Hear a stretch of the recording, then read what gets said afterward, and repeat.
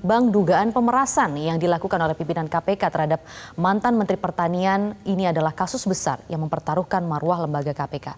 Sebagai anggota dari Komisi 3, perlukah Bang Nasir menilai ada pembentukan tim independen untuk menyelesaikan kasus ini?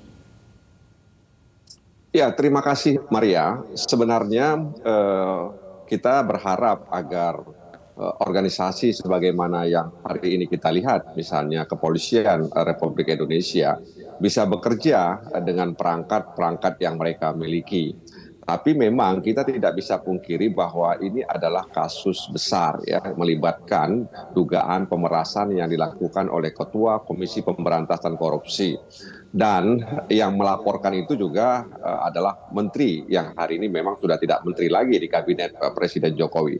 Jadi ini melibatkan hal yang besar. Nah karena itu kita sebenarnya ingin tetap menagih apa yang disampaikan oleh Pak Kapolri terkait profesionalisme penanganan kasus ini.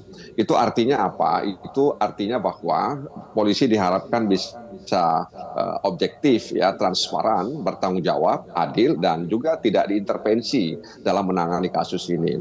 Nah, karena itu kita tunggu dan kita berharap agar profesionalisme kepolisian dalam menangani kasus ini itu bisa dibuktikan.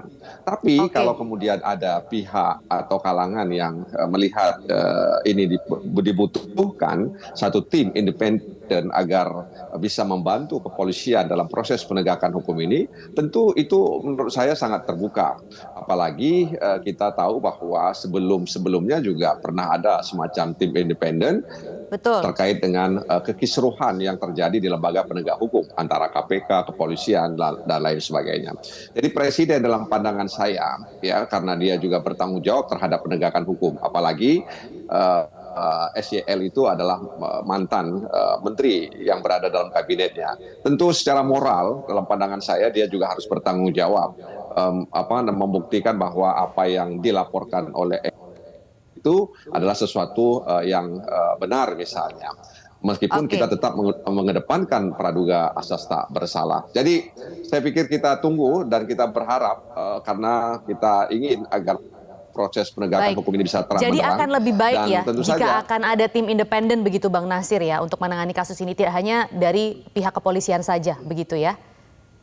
iya, saya pikir Menko Polhukam Pak Mahfud ya yang lebih dahulu misalnya menyampaikan kepada publik bahwa SYL akan menjadi tersangka juga harus berpikir memberitahukan kepada Presiden agar ada semacam tim yang independen agar bisa kasus ini lebih cepat karena kita akan menghadapi tahun politik. Tentu harapan kita agar kasus ini bisa selesai, tidak berlama-lama, apalagi sampai menjadi sandiwara penegakan hukum. Nah karena itu Presiden sangat diharapkan ya bisa membantu agar kasus besar yang melibatkan orang besar terkait dengan dunia penegakan hukum kita itu bisa berjalan dengan objektif, transparan, dan tanpa ada tekanan dari siapapun.